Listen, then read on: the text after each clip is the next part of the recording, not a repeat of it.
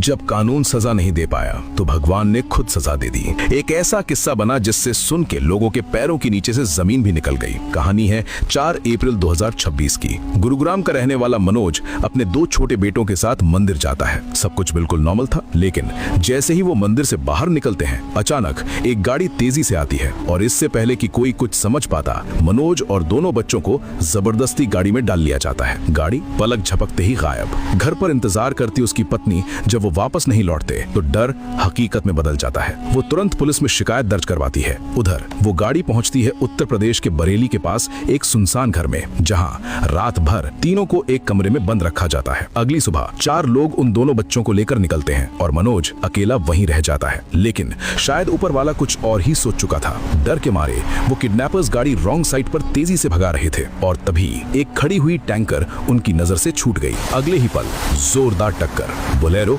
सीधा टैंकर में घुस जाती है। मंजर इतना खतरनाक था कि सब कुछ पल भर में खत्म हो गया। जब पुलिस मौके पर पहुंचती है तो पता चलता है 4 में से 3 किडनैपर्स मौके पर ही मर चुके थे। एक जिंदा था लेकिन बुरी तरह घायल। और सबसे हैरान करने वाली बात, पीछे बैठे दोनों बच्चे जिन्हें अगवा किया गया था, उन्हें सिर्फ मामूली चोट आई थी, जैसे किसी ने उन्हें बचा लिया हो। अब सवाल यह है, आखिर उस चौथे आदमी ने होश में आकर ऐसा क्या बताया जिससे हर कोई हैरान रह गया। असली सच्चाई अब सामने आई। जब पुलिस ने मोबाइल चेक किए तो पता चला ये कोई आम लोग नहीं थे, ये सभी क्रिमिनल थे। 2 ने तो मर्डर भी किया हुआ था। 5 अप्रैल की रात चौथा आरोपी होश में आया। उसका नाम था प्रिंस। उसने बताया मरने वालों में थे मनमोहन, सिकंदर और विशेष। और फिर उसने जो कबूल किया वो सुनकर पुलिस भी हिल गई। उन्होंने एक ऑटो ड्राइवर को किडनैप किया था। जब गुरुग्राम में पुलिस से कंफर्म किया गया तो सच सामने आया। मनोज को बरेली के घर में बंधक बनाकर रखा गया था। अब वजह सुनो कि असली सच क्या है। मनोज ने एक बेटी गोद ली थी जो अब 15 साल की हो चुकी थी, लेकिन पड़ोस का लड़का मनोहर उस पर बुरी नजर रखता था। मनोज ने उसे कई बार रोका और बस यहीं से शुरू हुई साजिश